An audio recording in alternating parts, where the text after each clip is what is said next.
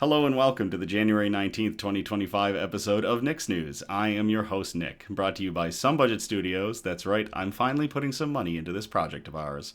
We're live every Sunday, and I thank you all so much for tuning in or catching the replay on the Nick's News Facebook page or the YouTube page. That's right, we are simulcasting between Facebook and YouTube. Hooray! This is a program dedicated to bringing good news to counter all of the bad news that we are bombarded with on a daily basis with the hope of bringing a little bit of joy back into the world. Several of our articles are pulled from sites like goodnewsnetwork.org and goodgoodgood.co, but we do appreciate all of the articles sent in by you, the viewers. I am probably going to have to cut that. That is so weird. Producer Donna and I were talking just before we started. And I'd gone through, I'd done my check, everything was working, and then the mic died. So, not sure what happened there. How do I sound? Is it coming in okay? I know I kind of sound a little bad right now. I took a trip this last weekend, and I might have picked up a bug. I'm not sure. I'm hoping I didn't, but we'll see. Hi Cassidy, hi Eliza in the Facebook chat. Hey Joey in the Facebook chat. It's good now. All right, so we are good. Producer Donna, I told you not to say the magic words. I think we're good to go. That's definitely what did us in. Joey, thank you, says I sound normal. All right, cool. So I sound all right. All right, let's get into this. Sound fine now. Okay. Yeah, you sound good. Cam is a bit fuzzy. Interesting. The camera is a little fuzzy. Why would the camera be fuzzy? Oh, I just saw it. Oh, did it just readjust? Hey, Julie in the Facebook chat. I think I just saw the camera autocorrect. That's weird. The camera was not lined up on me properly. Does it look better now?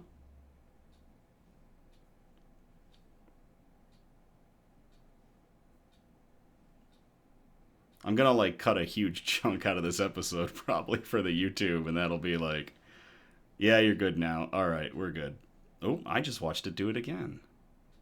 Never say you are good to go. That just provokes the chaos gremlin. Yup, the chaos gremlin is in effect. All right, news brew. So we are gonna get out of the territory of stouts. We're gonna get into a different style of heavy beer that I really enjoy. Wow, the camera's just did it again.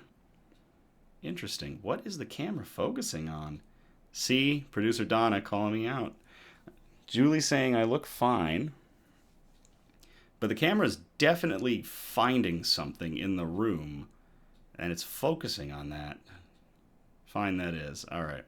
So, news brew. We're going to get out of stouts. We're going to get into something a little bit more fun. And it is another boxed beer. This is 18 by Surly Brewing Company. I absolutely love all of the... Oh, geez, I just blew the gain on that. I love all of the artwork on these boxes and these cans. So, that is the artwork for 18, this unbelievable cathedral.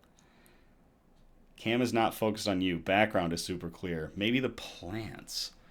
Interesting. Why does it like the plants more than it likes me? We'll have to keep working on it. Obviously, with new tech, we're always trying to figure out what's going on with the new tech, why it's doing what it's doing. So maybe I need to narrow the camera field down the road to get it to... Yeah, because it's not focusing on me. I don't know what it's focusing on. Strange. If I scoot up... Yeah, this can is absolutely gorgeous. So this is an interesting beer. I just saw a focus flicker. Yeah, I saw it too. We'll keep working with our tech, obviously, as we go and figure out, what's going on. So this is an 11% ABV Belgian-Style Golden Strong Ale, and it's fermented with brettanomyces, the kind of wild strain yeast that you ferment things like sour beers with. So this should be a little funky. It's focused over my left shoulder. Is it? Is there a plant over there that it really likes? What is it like over there? That's so interesting. The camera has not been doing this lately. Camera, why you do this? Camera, why you do this? Let me hit the shutter real quick on it.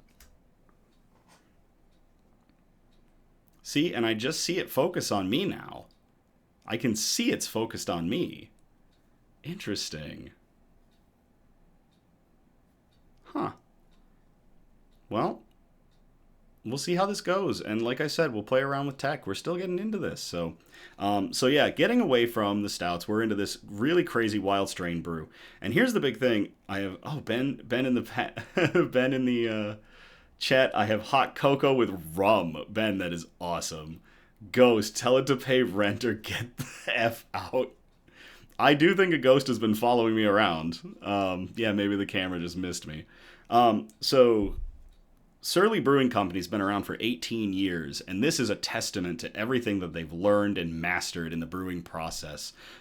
So this is shaping up to be an amazing beer. And being a Belgian ale, strong ale, we are getting away from my snifter, which is featured on so many episodes, and we are going to go to my Harpoon tulip glass. So, don't need the Balisong bottle opener because it's a can, but I'll blow the gain on the audio. Like that. I watched it just go solid red. And we will get into the theatrics of the however many second long pour it takes. And again, we are still working on getting like a song going that I can flip to.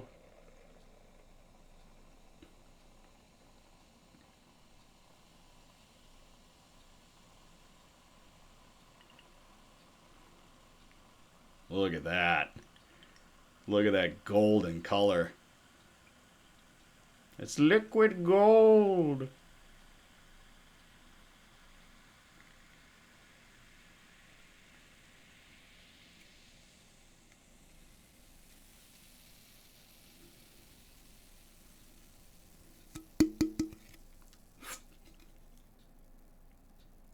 Okay. And yes, producer Donna saying it. That is a very, very pretty beer. That beer's got really great color on it. So, a little bit of that funk from that brettanomyces, so this should be interesting. All right, shout outs. So, in the world of voiceover, Anthony of Speek Geek Voice Acting, and I know it's spelled how it's spelled, don't talk to me about that. He can be anyone, be it hero or villain, prince or pauper, shy guy, or the exuberant life of the party. Contact him if you need character voiceover, corporate voiceover, including IVR and voice on hold, or commercial voiceover. Anthony says, let's work together so we can give your project the voice that it deserves. So to Anthony with Speek Geek Voice Acting, cheers.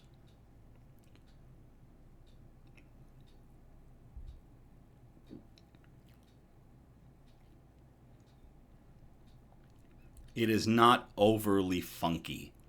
The sour, the brettanomyces has not made it an overly sour beer. It's just like the sour is there, and I like it. Wow. News quote.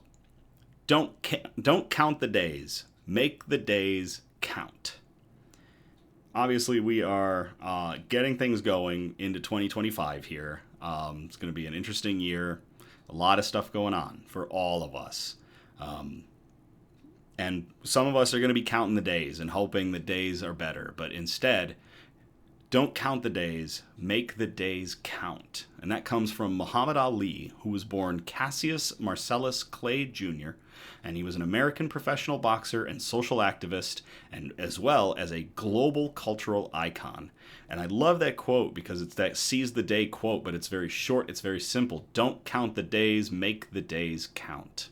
I love that. So, to Muhammad Ali, thank you, sir.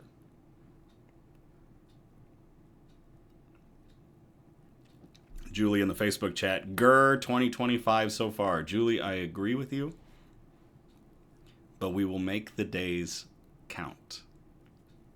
So, bug update, Elvira's snooze continues. Just before the broadcast, I actually pulled Elvira's vivarium out so that I could see her, and she's looking healthy and well. It looks like she moved around a little bit in the in her burrow, but otherwise she's doing all right. Sue is a grumbly little thing, and he's been fed up with my current aliveness state, so he hasn't come out much. He's kind of hiding in his burrow. I think it might be because it's a little bit colder in here.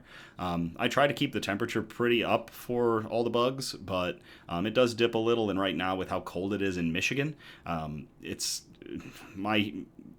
furnace can only do so much. Ripley is on the prowl all the time and is going to give me nightmares with their scuttling. And in the news for the mantises, we are down to a Truxican standoff between 3 remaining competitors. Those 3 they're big, but Mean Green, who I talked about on the last Nick's News, is the biggest and definitely consumed one of the siblings when they were at 4. So, but if you watch the Highlander, the Kurgan's size and stature proves that size isn't everything, and we will see who comes out on top. Who will be the one Mantis McLeod?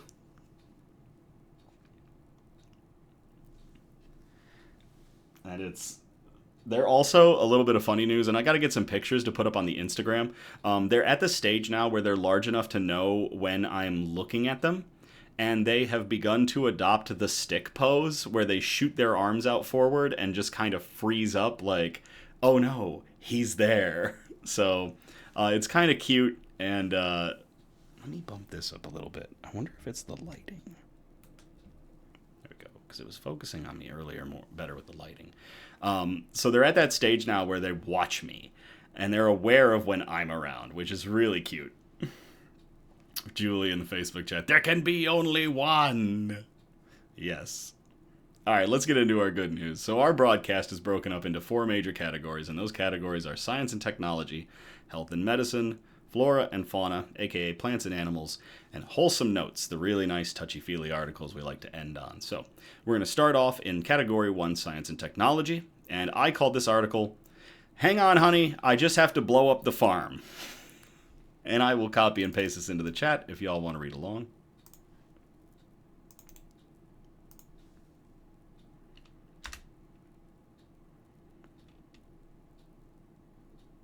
Julie in the Facebook chat, I have something to say. It is better to burn out than to fade away. I like that, Julie.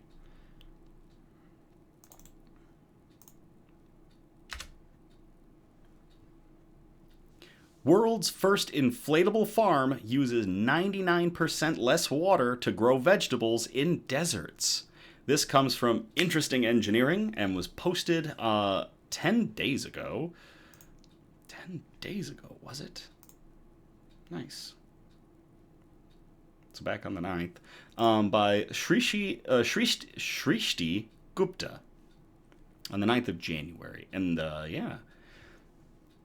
At CES 2025, Jordanian company Air Farm introduced a new innovative approach to indoor farming with its innovative inflatable modules that utilize aeroponics to grow crops faster and with never-before-seen efficiency. January 9th from Donna, because I'm like, 10 days ago. By employing a micro-mist aeroponic system, Air Farm achieves water usage reductions of up to 99% compared to traditional agriculture, making it a game-changer for water-scarce regions and urban farming. The lightweight and portable modules are not only 75% lighter than conventional container farms, but also are designed for quick installation, requiring just half a day to set up. This efficient design also enhances shipping logistics, allowing 10 units to fit into a single container, eliminating the need for a trailer. Oh, that is the famous Kurgan quote. Thank you for that one, Julie. At CES last year, we got the best of innovation in human security. So as you can see, we have targeted the food security market, especially in the Middle East and other places where water scarcity is really an issue. And then we helped them to grow actual plants using their resources, says Jenna Kim, manager at Midbar, and that's what they told Interesting Engineering at CES 2025. At the core of Air Farm's innovation lies its advanced micro-mist aeroponics system. By delivering nutrients through a fine mist sprayed directly onto the roots, the system optimizes plant growth while minimizing resource use. Compared to hydroponic systems, Air Farm's aeroponics cuts water usage by 90%, reduces fertilizer consumption by 60%, and eliminates pesticides entirely. This method supports diverse crops from leafy greens to root vegetables like potatoes and carrots, maximizing yield while ensuring sustainability. Air Farm simplifies agriculture with its integrated smart farming system, making it accessible even to beginners. The system is paired with a user-friendly smartphone app that provides real-time monitoring and control of essential cultivation factors, such as EC and pH levels, temperature, humidity, and vapor pressure deficit, or the VPD. Can you imagine, like, you've got a farm set up in a shipping container, and you're just like, I gotta check on my farm, honey. Doing well. Like, that's awesome. The intuitive dashboard and automated control features allow users to input desired values, ensuring optimal growing conditions are maintained with minimal effort. This data-driven approach not only enhances productivity, but also makes farming more efficient and predictable. I really like that. We have successfully made our journey to the UAE, and they have successfully grown leafy greens in there. They're using it in school cafeterias to provide salads. We have installed units in Japan, Kim added. Available in 10 and 20-foot sizes, Air Farm modules cater to diverse needs, including educational initiatives, research applications, and, of course, commercial farming. The 20-foot model aligns with standard container dimensions, making it ideal for scalable operations. A farm app. Maybe I could keep plants alive if I had that, from Cassidy in the Facebook chat. Cassidy, you can also check out the weekly flora and fauna posts for when we have flora, because we talk about how to keep plants alive. User feedback highlights successful deployments in regions like the UAE, Japan, and Jordan, where Air Farm has demonstrated its capability to bolster food security and adapt to varying climates. Producer Donna, and you can just pack it up and move to follow the weather if you need to, which is awesome.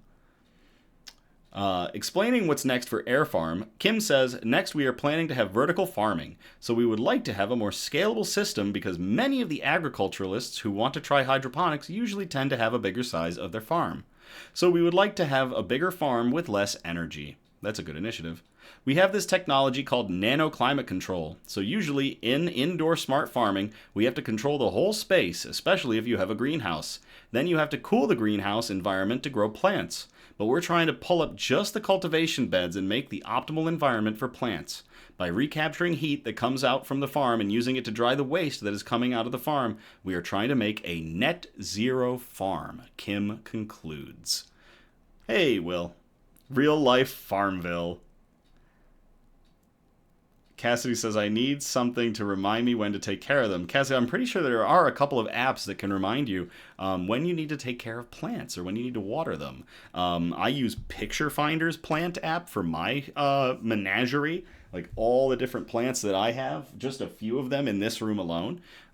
So there are apps available, but to everybody involved, with Jordanian company Air Farm to make these portable pop-up aeroponic farms. Cheers.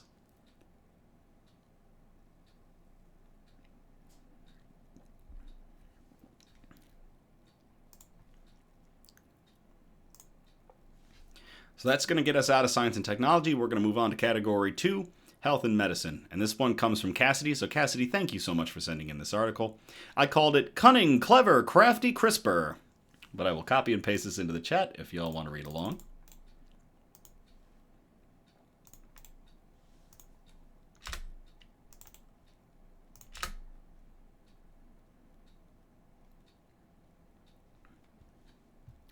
Scientists engineer CRISPR enzymes that evade the immune system. This was posted to broadinstitute.org on January 9th of 2025 by Alessandra Di Corato. Alessandra Di Corato. It might be Italian. I don't know. The core components of CRISPR-based genome editing therapies are bacterial proteins called nucleases that can stimulate unwanted immune responses in people, increasing the chances of side effects and making these therapies potentially less effective. Researchers at the Broad Institute of MIT and Harvard and Cyrus Biotechnology have now engineered two CRISPR nucleases, Cas9 and Cas12, to mask them from the immune system. The team identified protein sequences on each nuclease that trigger the immune system and used computational modeling to design new versions that evade immune recognition. The engineered enzymes had similar gene editing efficiency and reduced immune responses compared to standard nucleases in mice. This is really cool. Appearing in Nature Communications, the findings could help pave the way for safer, more efficient gene therapies. The study was led by Feng Zhang, a core institute member at the Broad and an investigator at the McGovern Institute for Brain Research at MIT. Eliza in the Facebook chat, I didn't know MIT studied broads. Damn it, Eliza. As CRISPR therapies enter the clinic, there is a growing need to ensure that these tools are as safe as possible, and this work tackles one aspect of that challenge, said Zhang, who is also a co-director of the K. Lisa Yang and Hock E. Tan Center for Molecular Therapeutics, the James and Patricia Petrois Professor of Neuroscience, and a professor at MIT.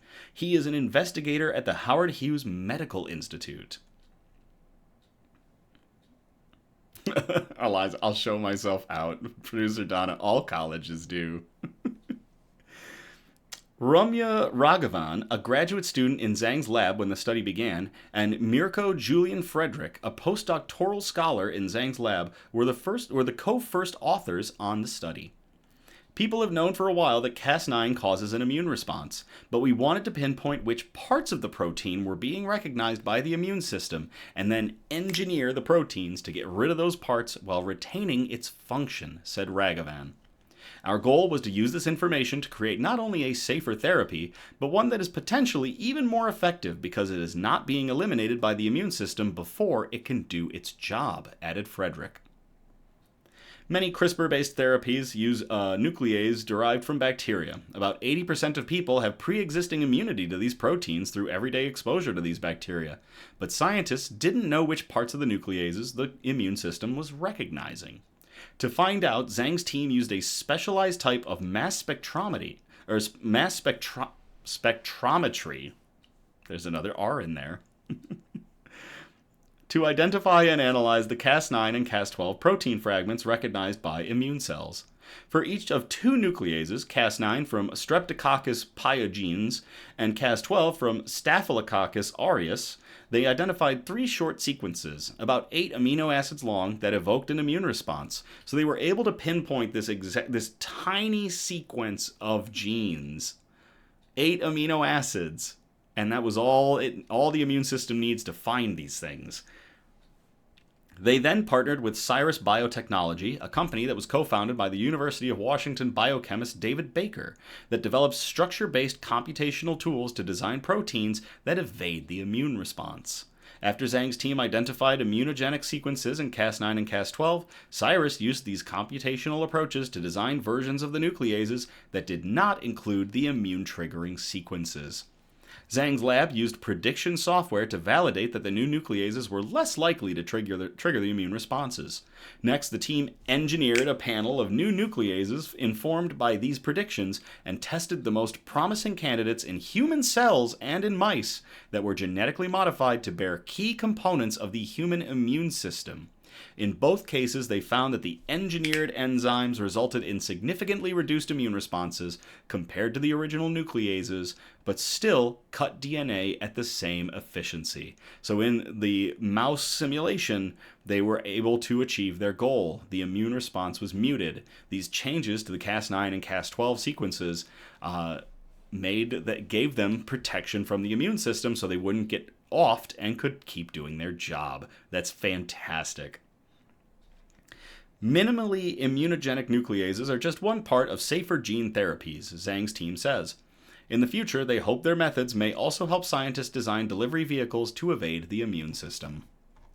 That is really cool. To everybody at the Broad Institute involved in making CRISPR enzymes evade the immune system, and to Cassidy for sending in that article. Cheers.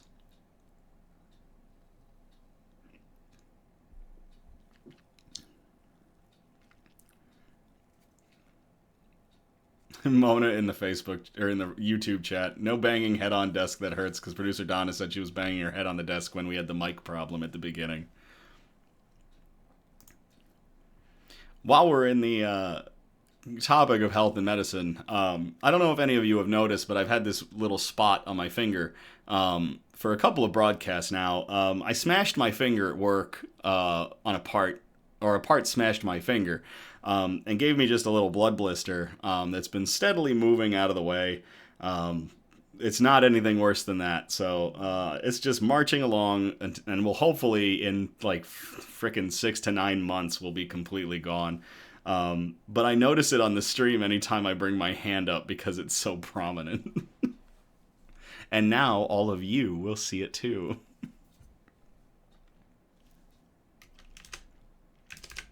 Ooh, where'd it go? There it is. So that's going to get us out of health and medicine. We're going to move on to category 3, flora and fauna, aka plants and animals.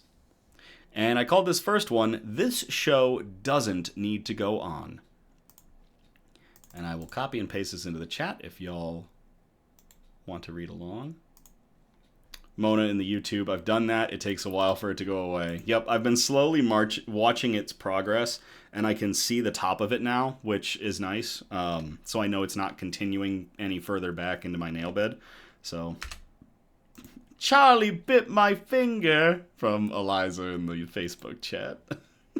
Charlie bit me.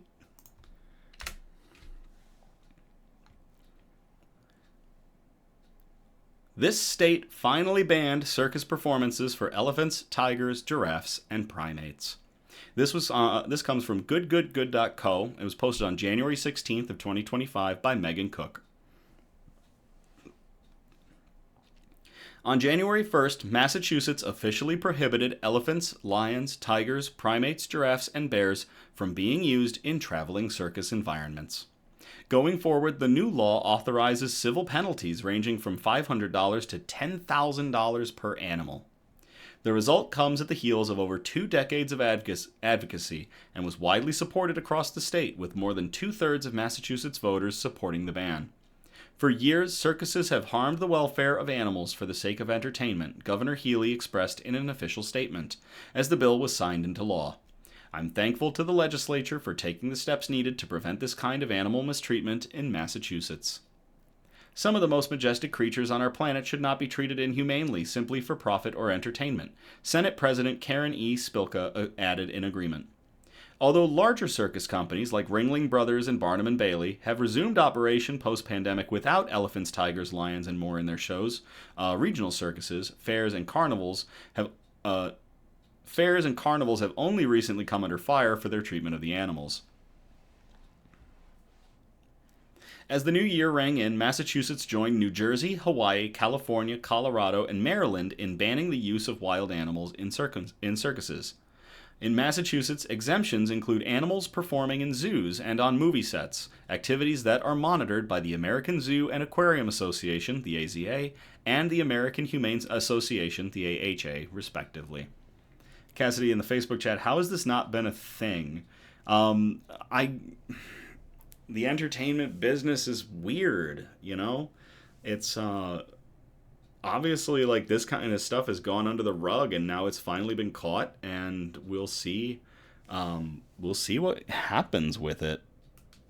We'll see if this is going to keep up, and more states are going to sign on to this. That changing of the light didn't have the desired effect. I was trying to get the camera to refocus on me. Obviously, this is something we're probably going to have like a tech test later in the week to figure out why the camera keeps auto-zooming, because I just watched it go through the auto-zoom system again. But Producer Donna in the YouTube chat. Canada is cracking down on the roadside zoos too. Very nice.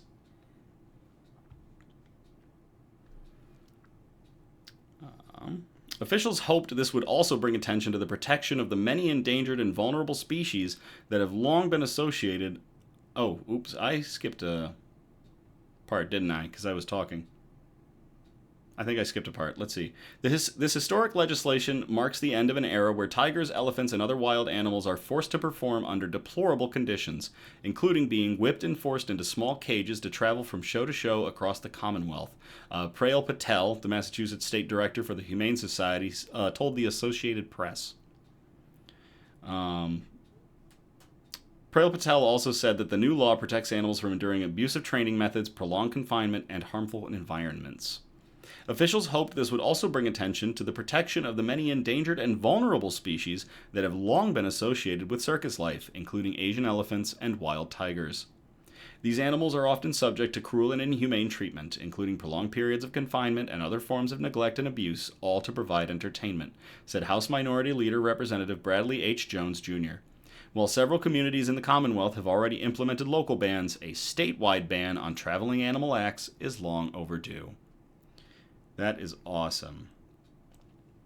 So yeah, to the Massachusetts state legislature for passing a bill that is going to protect elephants, lions, tigers, primates, giraffes, and bears. Cheers.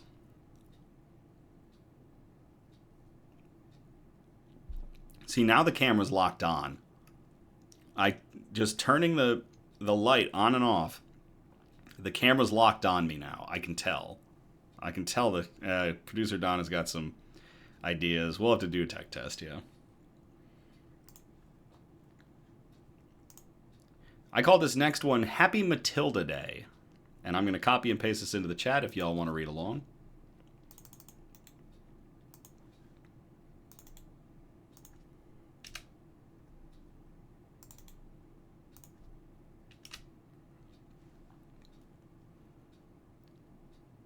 Matilda Day. Austin, Texas creates citywide holiday and fundraiser for a beloved senior rescue dog. On January 17th of 2025, dog-loving Austinites will celebrate the city's newest holiday, Matilda Day. Earlier this month, Austin City Council member Jose Chito Vela announced the special day which honors the late rescue dog Matilda, a beloved companion to local woman Amanda Stranza. Matilda was a local internet sensation, with Stranza sharing vibrant photos and stories of the pup on social media until and after Matilda passed away at the age of 18 in 2023. The holiday's goal is to raise funds for the nonprofit Austin Pets Alive and its work to provide support and care to senior animals. I forgot to mention that this article came from goodgoodgood.co. It was posted on January 14th of 2025 by Cameron Baker. The holiday's goal is to raise funds for the nonprofit Austin Pets Alive and its work to provide support and care to senior animals. Last year, before the holiday was a city official, the organization raised over $21,000, surpassing its initial goal of $19,000 in honor of Matilda's would-be 19th birthday. This year, their goal is $20,000, representing Matilda's birthday once again. I am so thrilled to see Matilda's memory honored this way, Stranza said in a statement. She was deeply loved by so many, and it only makes sense to channel some of that love to pups who need it most, especially the senior dogs. This year's fundraising campaign is again devoted to the care of senior dogs. Donors can contribute to feed a furry friend, provide 2 weeks' worth of sheltering for a senior dog, cover the spay or neuter of a shelter animal, or even provide a wheelchair for paralyzed animals, giving them the opportunity to walk and socialize with others. Most of all, though, Stranza hopes the holiday raises awareness about the needs of senior pets and promotes adoption for older animals. According to the American Society for the Prevention of Cruelty to Animals, senior dogs in shelters have a significantly lower adoption rate compared to younger dogs. While younger dogs have about a 60% adoption rate, senior dogs have an adoption rate of 25%, meaning they face the risk of euthanasia or never finding a loving home. The long-term goal, according to APA, is to expand Matilda Day into a national event that inspires senior pet adoption across the country. We have included a link to the event in the description on both the YouTube and the Facebook page, so check that out. My dream is something like Giving Tuesday, but for dogs, Stronza wrote in an Instagram post. A day devoted to extra care and love for senior pups in shelters. In a holiday dedication ceremony earlier this month, Vella and Stronza both spoke about the importance of caring for senior pets, especially those in shelters. While I was talking, I am pretty sure Matilda, her Stardust, was Snoopy dancing all over City Hall. I am so deeply grateful for the love of so many of you here and for the magic of that moment, Stronza shared on Instagram. Oh, and the camera just did it again. Maybe there's a ghost in here that just keeps getting the camera's attention. Like, ghost, why you do this? Why are you screwing up my stream? Matilda's impact through her life and legacy has helped countless lives of senior dogs at APA, Dr. Ellen Jefferson, president and CEO of Austin Pets Alive, said in a statement. Her legacy shows us what's possible when a community comes together to care for the animals who need us most. But there are still countless senior pets waiting for their chance. On Matilda Day, let's honor her memory by turning compassion into action for our companion animals. That is awesome. To everybody, at the Austin City in the city of Austin that celebrated Matilda Day and is taking care of senior pets, and to Matilda, the late dog to start this, and her owner, Amanda Stronza. Cheers.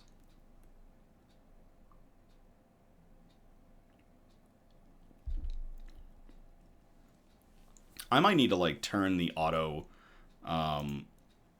autocorrect off on this, because clearly the auto feature is what's happening, is it's zooming into something. Oop, that's not what I wanted. Sorry about that.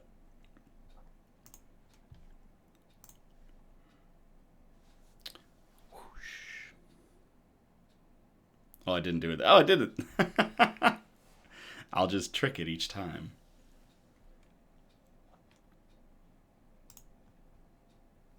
All right, so that's going to get us out of flora and fauna. We are going to get into category 4, the wholesome notes. And we've got 3 articles, all of which are Not All Heroes Wear Capes articles. We're going to start off with Not All Heroes Wear Capes, First Response Edition. And I will copy and paste this into the chat if you all want to read along.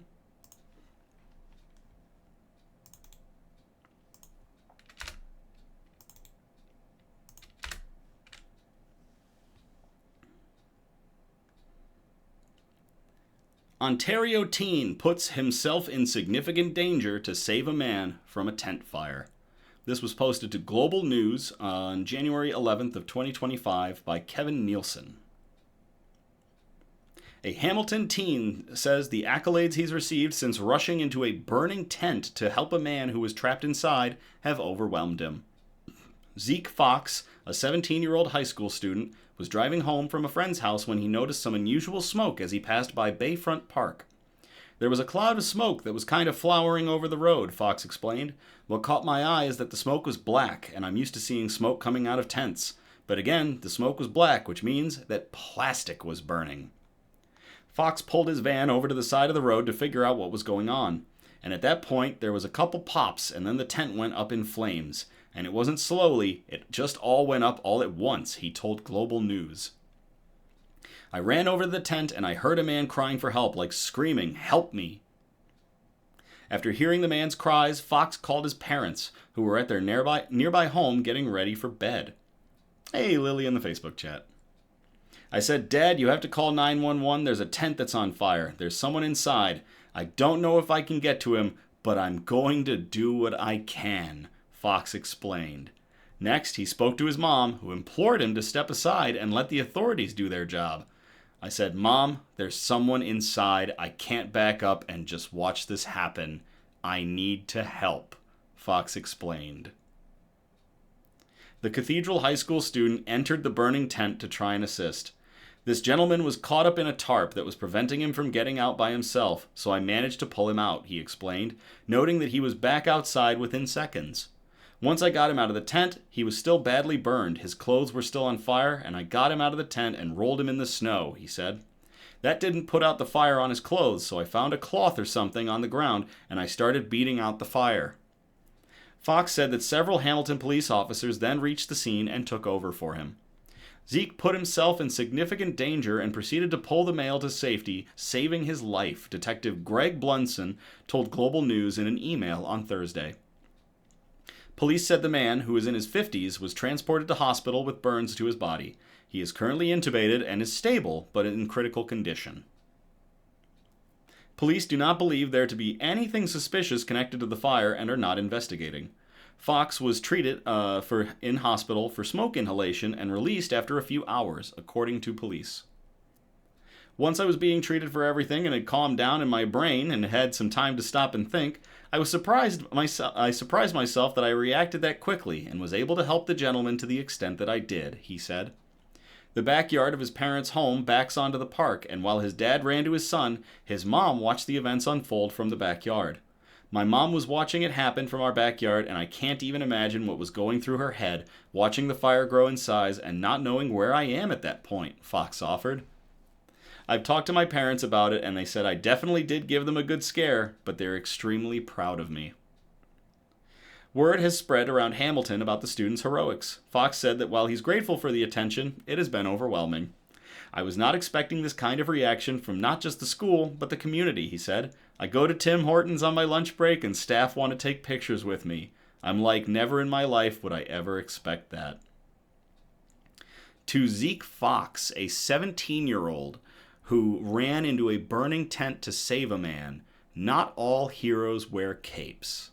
Cheers.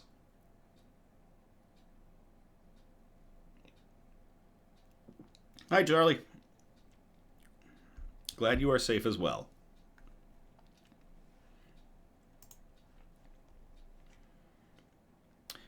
This second one is the Not All Heroes Wear Capes One-Stop Shopping Edition. And I will copy and paste this into the chat if you all want to read along.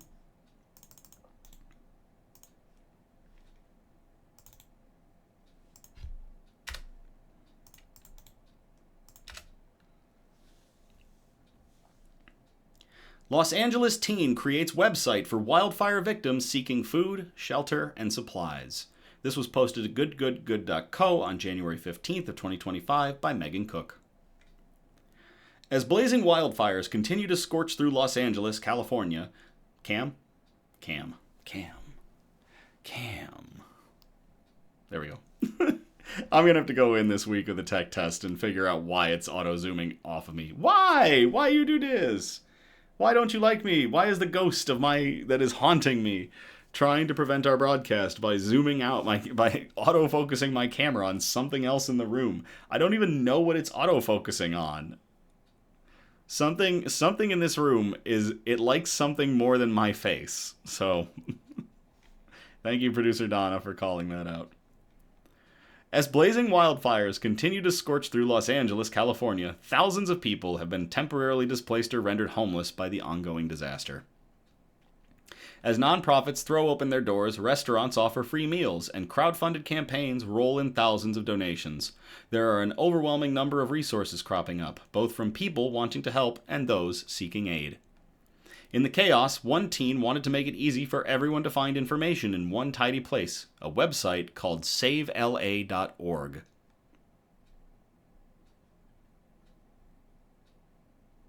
Uh-oh, producer Donna knows what it's focused on. Oh, and it did it again. Is it my chair? It can't be the chair. Wow, it didn't like that at all. Next time when you wave your hand, say, I am the Zoom you are looking for.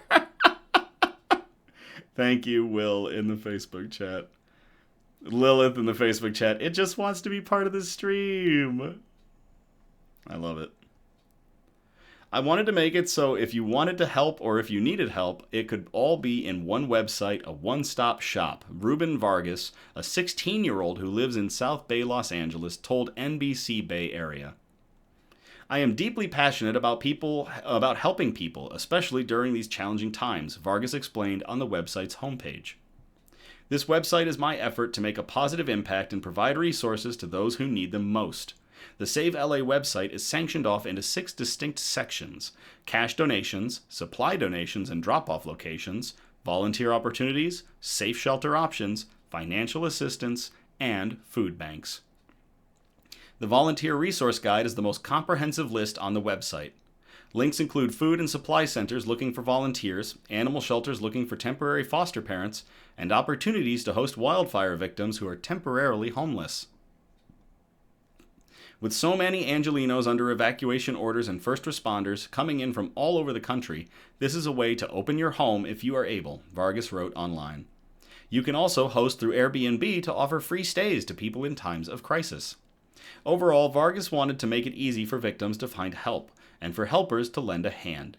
I just want the people who got victimized by these fires to have some sort of home and shelter and some way of living in this hard time, Vargas explained to NBC.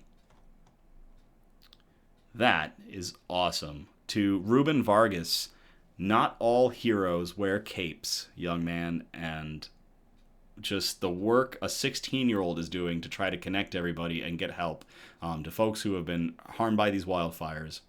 Cheers.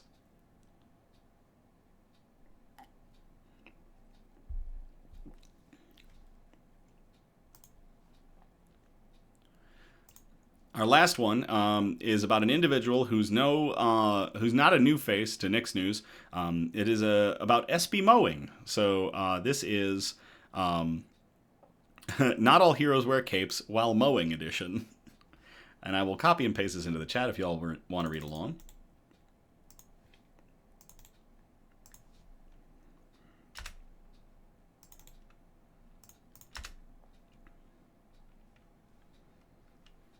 A note as well about this article, because something happened that hasn't happened to us before, or hasn't happened to the degree that it did.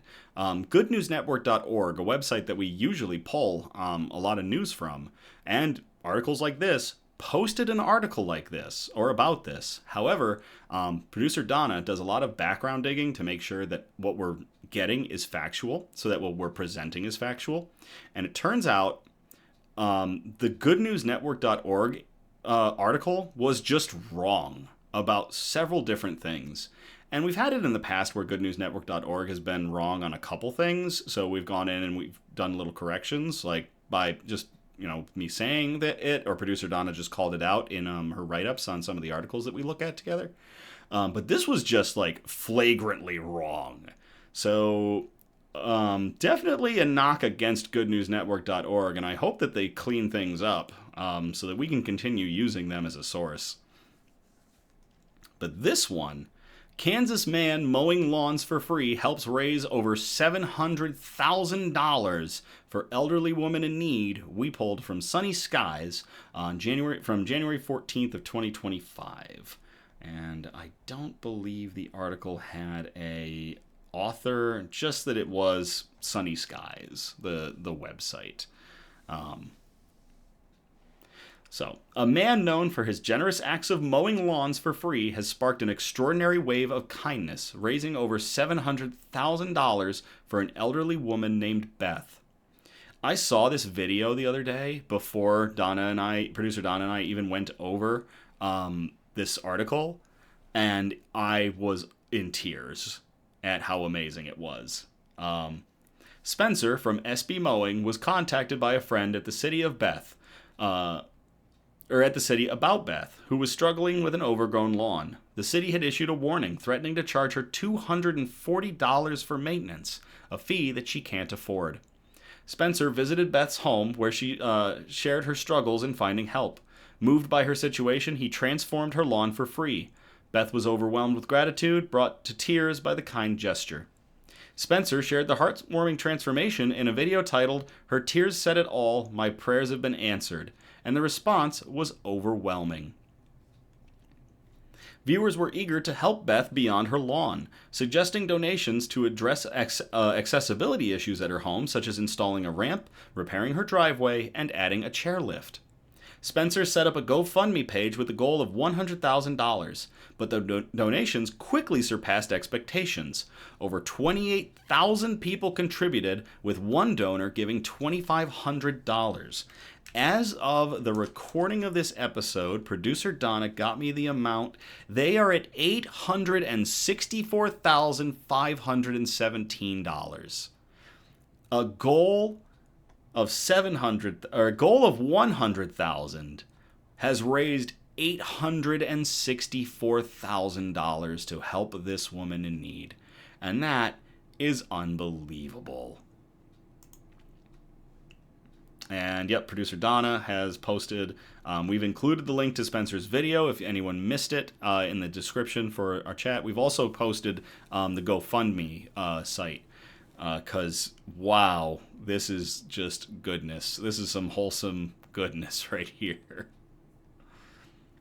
Messages poured in from donors who were inspired by Spencer's kindness and Beth's story.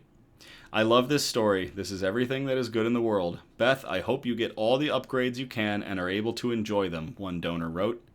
Beth, our prayers for the love and arms of this community to wrap around you and provide you all the joy and comfort you deserve. Spencer, God uses all of us in his own way. You are a true blessing and a guardian angel. So glad we could help, donor Kevin Wharton commented. Spencer recorded the moment he informed Beth about the fundraising efforts. Her reaction was pure and emotional as she tearfully asked, "Why?" Spencer replied, "They kind of fell in love with you and your story. We just wanted to come together as a community to help you out and get you to a better spot."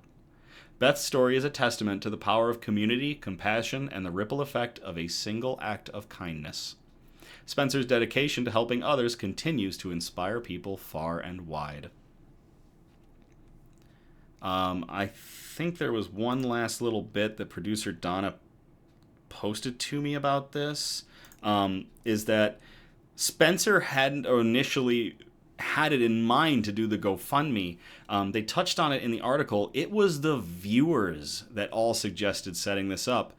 And in the video, he goes and explains that to her and then set up the GoFundMe, and $864,517 so far and rising. To Spencer from SB Mowing, not all heroes wear capes, and you are a good person. Cheers.